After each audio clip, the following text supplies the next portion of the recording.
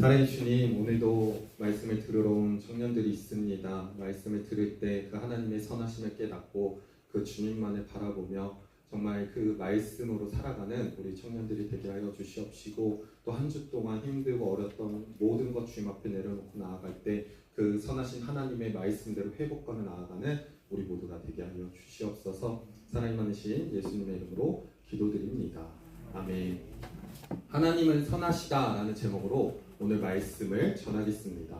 오늘 시편 118편 말씀은 감사와 찬양으로 된 시로서 하나님께서 그 백성들에게 베풀어 주신 구원과 은혜를 찬양하는 내용으로 가득 차 있습니다. 이 내용을 함축시키려고 하려고 해도 시킬 수 없고 너무 그 하나님의 찬양이기 때문에 제가 1절부터 29절까지 다 읽어봤습니다. 이 시편은 특히 이스라엘 백성들이 하나님께서 그들을 대적에서 구원하시는 것을 기념하며 부르는 노래로 그 안에 하나님에 대한 신뢰와 감사의 표현들이 담겨져 있습니다. 근데 저번 주 말씀에 하나님이 우리를 인도하신다는 이야기로 말씀을 전했고, 그 인도하신 하나님이 어떤 하나님인지 우리가 찬양으로 고백하고 나가야 된다는 것을 오늘 말씀을 통해 전하려고 합니다. 그리고 다음 주 마지막에는 이제 그 하나님이 어떻게 우리에게 재림하실까라는 주제로 총 3번의 이야기로 마무리를 지려고 합니다. 오늘 말씀 시편 118편의 말씀은 감사와 찬양이 시로 되어져 있습니다. 그럼 우리가 하나님이 우리를 어떻게 인도하셨고 어떻게 고백했는지를 하나하나씩 알아보겠습니다. 첫 번째로는 하나님의 인자와 보호입니다. 5절 말씀 내용에서는 고통 중에 여호와께 부르짖을 때 응답하시고 넓은 곳에 세우신 하나님의 인자하심을 찬양하는 모습이 나옵니다. 하나님께서는 우리가 고난과 어려운 가운데 있을 때도 언제나 우리의 부르짖음을 기울이시고 응답하신다는 겁니다. 그리고 우리는 넓고 안전한 곳으로 인도하신다는, 이는 하나님께서 우리의 피난처이시오 강력한 방패 되심을 의미한다는 겁니다. 그래서 우리가 힘들고 고난이 찾아올 때 세상 가운데 찾아가는 곳이 아니라 우리의 방패 되시고 우리의 피난처 되시는 그 주님 앞에 향해 달려가야 된다는 것입니다. 우리가 하나님을 의지할 때 비로소 그분께서 우리의 길을 인도해 주십니다. 시편 46편 1절 말씀에 이렇게 나옵니다. 하나님은 우리의 피난처시오 힘이시니 환난 중에 만날 큰 도움이시라 라고 말하고 있습니다. 이 말씀처럼 우리의 피난처이시고 큰 환난 중에 힘이 되시는 큰 도움이시란 그 하나님 앞에 우리가 붙잡고 나아가야 됩니다. 그 이유는 뭐냐? 하나님의 인자하심과 그 보호하심 아래 있을 수 있다는 겁니다. 다른 것에 우리가 구하고 보호하려고 막 붙잡고 나가지만 그것이 우리를 보호할 수 없다는 겁니다. 말씀에서 말했듯이 우리의 피난처가 어디냐? 하나님 앞이라는 것입니다. 그리고 우리의 환난 중에 큰 도움이 주님 앞에서 온다는 거죠. 이 말씀을 우리가 의지할 때 그분의 인자하심과 보호하심을 비로소 경험할 수 있습니다. 우리의 삶의 모든 순간 속에서 하나님의 인자하심을 찬양해야 된다. 그분의 능력, 우리의 삶 곳곳에서 내가 있는 직장이나 내가 있는 삶 속에서 학업 가운데 그분의 인자하심을 찬양하고 그분의 사랑 안에서 평안을 누려야 된다는 것입니다. 시편 기자는 고통 중에서도 주님을 부르짖고 있었을 때 하나님께서 부르짖음에 응답하신다고 고백하고 있습니다. 이는 우리가 어려움을 당했을 때 나의 패턴은 어떤지를 고민해봐야 돼요. 약간 내가 힘들 때, 저 같은 경우는 힘들면 약간 사람과의 관계를 좀 멀리 둡니다. 그리고 약간 시간을 보내고 무엇이 문제인지, 또 내가 어디서부터 힘들고 어려웠는지를 이렇게 생각합니다. 이처럼 우리가 그 문제를 해결하기 위해 어떤 것에 문제를 두고 나아가야 되는지를 설명해 주는데, 먼저 하나님께 부르짖으라고 말하고 있습니다. 왜냐? 그 보호하심 속에서 주님이 우리를 이끄신다고 말합니다. 우리의 어려움과 고난 속에 하나님께 간구하고 하나님께 부르짖을 때 분명한 것은 응답하십니다. 그리고 신앙적 확신을 우리에게 보여주신다는 것. 우리가 단순히 믿고 주님을 믿는다고 교회에 나와서 열심히 신앙생활을 하는데 내가 고작 힘들 때는 주님을 찾지 않는 청년들, 사람들이 많이 있다는 거예요. 그것은 우리의 올바른 신앙이 아니라는 것입니다. 분명히 우리가 인자하시고 보호하시는 하나님 앞에 고백해야 됩니다. 알고는 있지만 과연 내가 힘들 때 주님 앞에 부르짖는 자인지, 아니면 내 스스로 해결하거나 아니면 다른 것으로 그 문제를 해결하는지를 생각해보고 하나님 앞에 부르짖고 갖고 있지 않았다면 부르짖는 여러분들이 되길 소망합니다. 또한 넓은 곳은 구속과 자유를 상징합니다. 하나님이 우리의 상황을 변화시키고 편안과 안전된 상태로 인도해 주심을 의미하고 있습니다. 신자들에게 또 그리스도인들에게 고난 중에 소망을 잃지 않고 하나님의 도우심을 기다리는 믿음의 이야기입니다. 우리가 때로 힘들 때가 있고 어려울 때가 있다는 거예요. 갑자기 이해할 수 없는 상황들이 일어나요. 근데 그때 우리가 붙잡아야 할 것은 주님 앞에 부르짖을 수밖에 없다는 거예요. 왜냐? 그 부르짖음을 통해 선하신 하나님을 깨닫게 된다는 것입니다. 하나님께서는 언제나 우리의 편이 되주시고 우리를 미워하는 자들에게 보응하신다는 확신을 주십니다. 이 말씀은 우리에게 큰 위로를 주는데 시편 118편 오늘 본문 6절 말씀입니다. 여호와는 내 편이시라 내가 두려워하지 아니하리니 사람이 내게 어찌할까라고 고백하고 있습니다. 이 얘기는 하나님께서 언제나 어디서나 내 편에 도움이 되신다는 거예요. 그래서 하나님이 우리의 편이 되신다는 사실은 우리의 삶에 큰 위로를 찾아줍니다. 우리의 인간관계를 생각해보면 사람과 관계를 맺고 이 사람이랑 좋은 것 같지만 작은 실수 하나로 이 관계가 깨질 수도 있습니다. 하지만 우리의 작은 죄로 인해 하나님의 관계가 깨졌는데 하나님은 끝까지 우리를 사랑해 주신다는 거예요. 그리고 우리의 편이 되주셨어요. 이처럼 여호와 하나님께서는 언제나 어디서나 나의 편이 되주시고 나와 항상 곁에 있어주시며 도우시고 인도하신다는 것을 잊지 않으셔야 합니다. 우리는 그분의 사랑 안에서 안전하고 그분의 보호하심을 경험할 때 비로소 주님이 나와 함께 하심을 깨닫게 되는 것입니다. 하나님을 신뢰하며 나아가는 우리의 여정을 생각해보면 그분의 인자하심과 보호심을 더욱더 깊이 느끼기 위해서는 우리가 기도를 할 수밖에 없다는 거예요. 또 기도뿐만 아니라 찬양으로 고백이 저절로 나올 수밖에 없습니다. 하나님께서 모든 길을 인도하시고 우리의 평안으로 우리의 마음을 또 채워주십니다. 하나님의 도움과 보호에 대한 확신이 나타내는 이 말씀에서는 우리가 이 시인의 고백이 하나님의 자신의 편이 되어 돕고 보호하심을 확신하며 그로 인해 어떠한 두려움 가운데서도 살아갈 수 있음을 말해주고 있습니다. 사실 두려움이란 그 너무나도 답답하고 어렵습니다. 그 두려움이 한꺼번에 찾아오는 순간 숨이 막히고 어려울 때가 있습니다. 하지만 그 상황에 어떠할지 모르고 그냥 혼자만의 힘으로 해결하는 것이 아니라 오늘 시인이 말했던 것처럼 분명히 하나님이 우리와 함께 하시고 인도해 주신다는 것을 믿고 나아갈 때 하나님이 자신을 미워하는 사람들 가운데서도 보응하실 거라는 믿음을 보여주고 있습니다. 우리에게 하나님의 도움과 보호하심에 대한 믿음을 주는데 우리가 하나님과 함께 있으면 어떻게 되냐? 두려움 없이 살아간다는 거예요. 매일 삶 속에서 내가 고민하고 낭망하고 그 힘든 순간에서도 주님께서는 우리를 보호해 주십니다. 또한 우리가 그 하나님의 보호하심을 믿기 위해서는 어떻게 해야 되냐? 믿고 의지할 때 그 보호하심이 일어난다는 거예요. 우리를 미워하는 사람들에게 하나님이 분명히 보호하시고 우리에게 희망을 주신다는 거예요. 그래서 우리가 하나님의 신실하고 강력한 도움을 믿고 나아갈 때 그분의 능력을 경험하고 나아가길 소망합니다. 또한 8절과 9절 사이에서는 사람이나 고관들을 신뢰하는 것보다 여호와께 피하는 것이 더 낫다고 고백하는 모습을 보여줍니다. 8절과 9절 말씀 이렇게 고백합니다. 여호와께 피하는 것이 사람을 신뢰하는 것보다 나으며 여호와께 피하는 것이 고관들을 신뢰하는 것보다 낫도다. 아멘. 이 말씀은 우리가 삶에 맞닥뜨리는 어려움 속에서 인간적인 도움을 구하기에 앞서 먼저 하나님 앞에 구하라는 겁니다. 앞에서도 말했지만 내가 어려운 순간 무엇을 붙잡는지를 되돌아봐야 된다는 거예요. 우리의 삶에 내가 어려운 순간 하나님을 붙잡고 나가는지 아니면 하나님을 붙잡지 않고 세상을 붙잡고 나가야 되는지를 우리는 먼저 고민해봐야 된다. 사람들은 종종 서로를 의지하고 도움을 주고받지만 그 도움은 때론 한계가 있다는 거예요.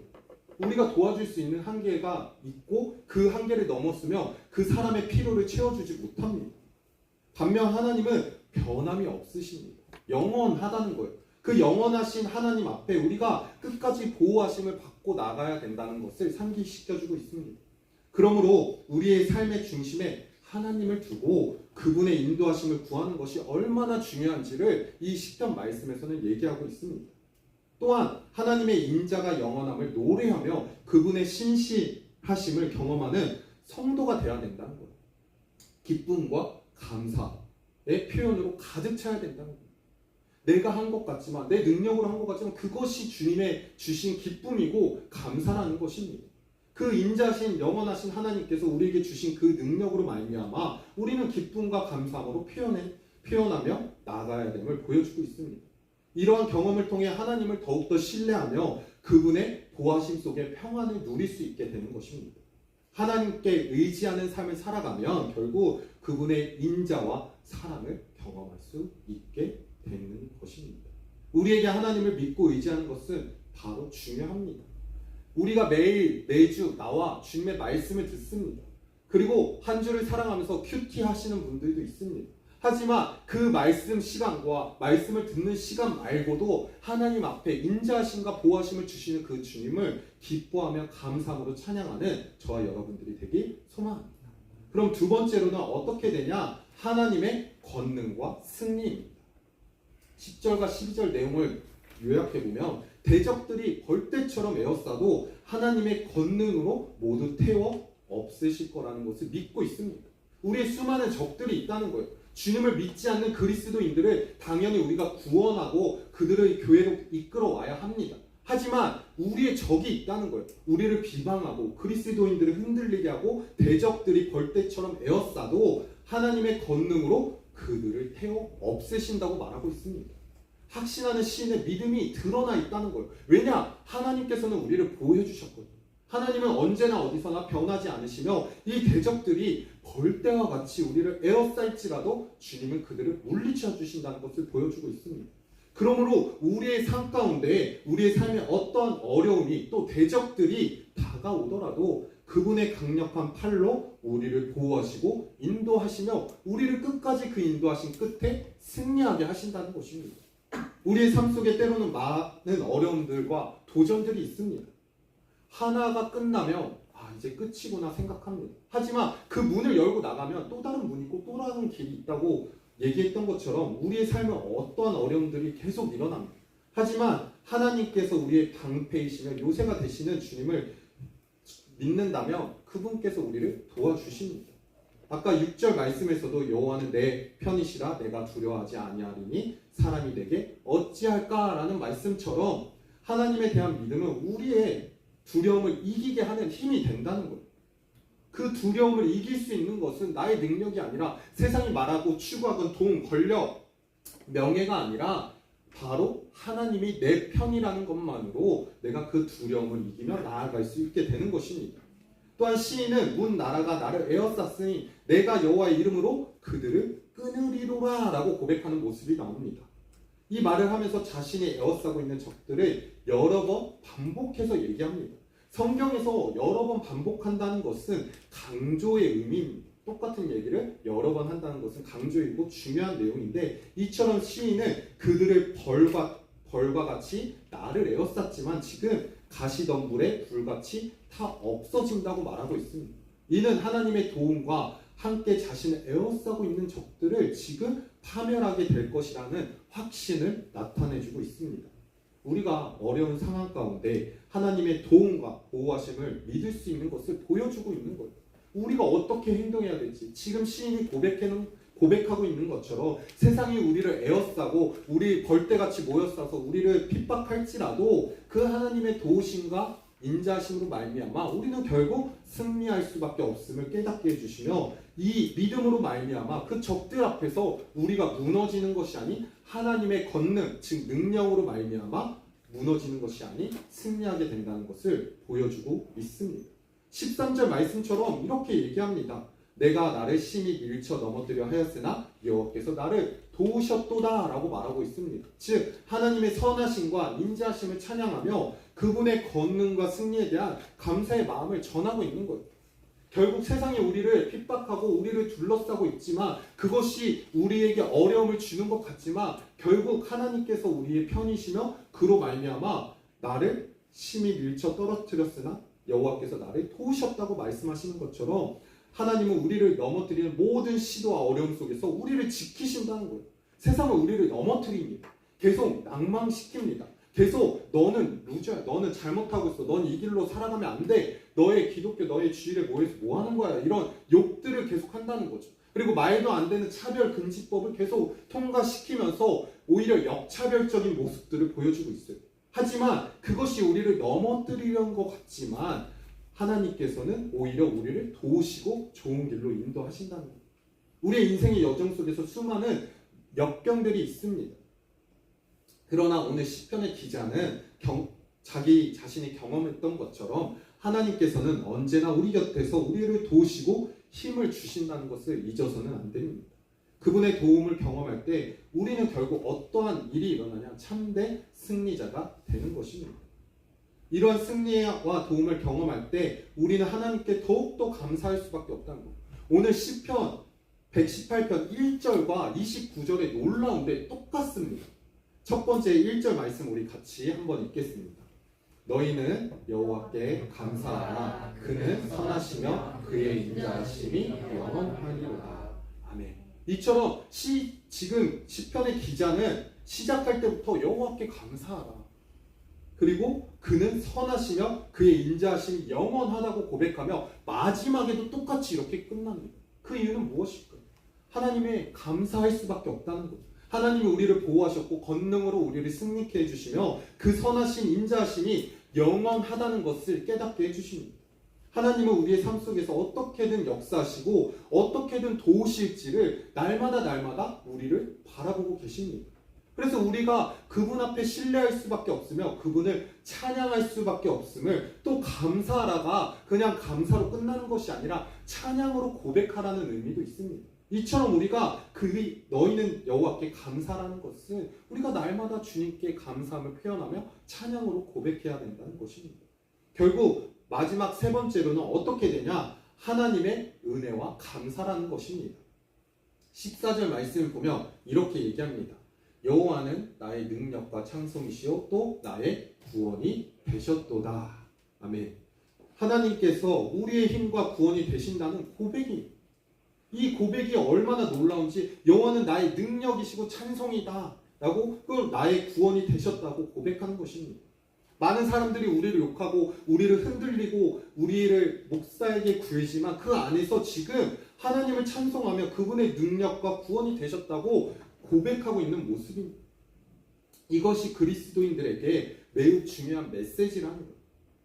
아무리 어려운 상황 속에 처할지라도 우리가 어떻게 해야 되냐? 우리는 하나님께서 우리와 함께 하시고 우리를 구원하실 거라는 것을 확신하며 나아가야 되는 것입니다.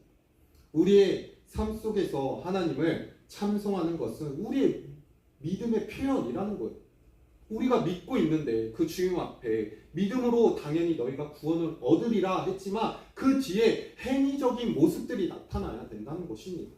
그 행위가 어떠한 것, 각자의 주님께서 주신 달란트가 있겠지만 하나님께서 나를 이 자리에 이끌어 주신 그 자체만으로도 우리가 찬송하며 그 믿음의 표현으로 영광을 올려드려야 된다는 것입니다. 하나님께서는 우리에게 끝없는 사랑과 은혜를 베풀어 주십니다. 우리가 죄를 지었는데 왜 그분이 우리를 사랑하셔야 돼요? 우리가 용서하고 우리가 오히려 그분 앞에 벌벌 떨면서 우리의 죄를 구하고 주님 용서하여 주시옵소라고 날마다 고백해야 되는데 왜 하나님은 우리를 더욱더 사랑하시고 우리를 이끌어 주실까요? 바로 우리를 너무나도 안타깝게 여기시며 너무나도 우리를 사랑하시기 때문에 우리를 버리지 않고 끝까지 붙잡아 주신다. 그래서 그 예수 그리스도를 보내주셨다는 거예요. 그로 말미암아 우리가 구원을 받았는데 우리는 하나님께 은혜와 감사의 찬양을 할 수밖에 없다는 것입니다. 하나님의 변함없는 사랑과 신실하심을 우리는 기억해야 된다. 특히 19절에서는 하나님의 의의 문으로 들어가 감사하겠다는 결단의 표현들이 드러납니다. 우리는 하나님께 우리를 위험과 죽음에서 구원하시고 보호하신다는 그 메시지를 이미 수도 없이 들었어요. 알고 있다는 거예요. 근데 우리가 알고 있지만 그 감사의 표현이 왜 드러나지 않느냐? 아직도 나의 중심에는 하나님이 있지 않고 하나님의 선하심이 아니라 나의 능력으로 내가 살아가고 있기 때문에 그 하나님을 찬양하는데 절로 고백이 나오지 않고 있다는 거예요. 내가 하나님의 은혜를 알고 감사를 아는데 왜 찬양하지 않고 하나님께 감사의 기도를 드리지 않겠냐라는 얘기를 한 거죠. 너무나도 좋은데 왜 그렇게 하지 않느냐? 결국 내 의로 살아가고 그 의의 문에 들어가고는 싶지만 평생 나 이렇게 살다가 주님 내가 죽었을 때 기도합니다. 주님 나를 받아주세요. 이 꼴이 이런 모습과 같다는 것.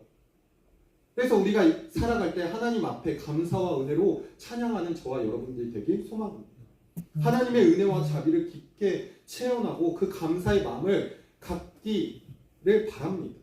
어려운 순간에도 하나님의 신실하심을 믿고 의지하며 나아갈 때 비로소 그 하나님의 놀라우심을 경험하게 된다는 거예요.